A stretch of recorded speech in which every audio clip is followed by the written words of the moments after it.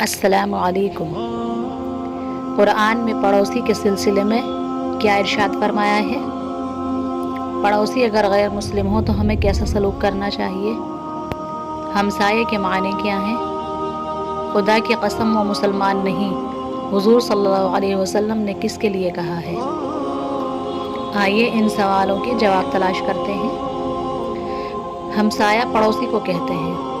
پڑوسی رشتہ دار بھی ہوتے ہیں اور غیر لوگ بھی۔ اگر ہمارے پاس بالکل اجنبی اور بیگانے لوگ بھی رہتے ہوں تو ان کا حق بھی رشتہ دار اور پڑوسیوں سے کم نہیں۔ اللہ تعالیٰ نے قرآن مجید میں فرمایا وَالْجَارِ ذِي الْقُرْبَى وَالْجَارِ الْجُنُبِ، نیکی کرو رشتہ دار پڑوسی کے ساتھ اور بیگانے پڑوسی کے ساتھ۔ ایک بار حضور اکرم نے فرمایا، حضرت جبرائیل علیہ السلام نے مجھے ہمسائے کے ساتھ نیک سلوک کرنے کے بارے میں اس قدر تاکید کی کہ مجھے گمان ہونے لگا کہ شاید ہمسائے کو وراثت کے مال میں حصے دار بنا دیا جائے گا۔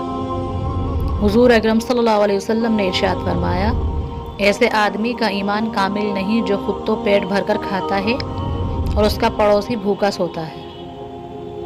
آپ نے فرمایا، اللہ کے نزدیک بہترین دوست وہ ہے جو اپنے پڑوسی کے حق میں بہتر ہو۔ اگر ہمارے پڑوس میں کوئی غیر مسلم رہتا ہو تو اس کی جان و مال، عزت و آبرو کی حفاظت بھی ہم پر فرض ہے، جس طرح ہم اپنے مذہب کی دیکھ بھال کرتے ہیں۔ مدینے میں حضور صلی اللہ علیہ وسلم کے صحابہ اپنے یہودی پڑوسیوں کو بھی کھانا بھیجتے تھے اور ان کے دکھ درد میں شریک ہوتے تھے۔ اگر غور سے دیکھا جائے تو اس دنیا کا پورا نظام ہی آپس میں مل جل کر کام کرنے اور ایک دوسرے کی امداد کرنے سے چل رہا ہے۔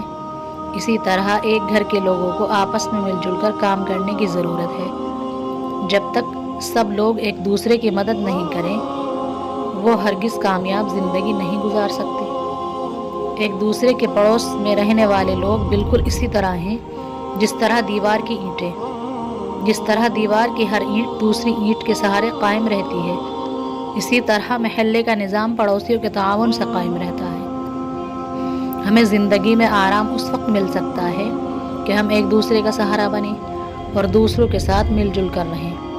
ایک بار حضور صلی اللہ علیہ وسلم نے اس بات کو 3 دفعہ دہرایا، خدا کی قسم وہ مسلمان نہیں، وہ مسلمان نہیں، وہ مسلمان نہیں۔ صحابہ نے عرض کیا، اے اللہ کے رسول، آپ نے کس کے بارے میں فرمایا کون مسلمان نہیں؟ آپ صلی اللہ علیہ وسلم نے فرمایا، وہ شخص مسلمان نہیں جس کا ہمسایہ اس کی زیادتیوں سے محفوظ نہیں۔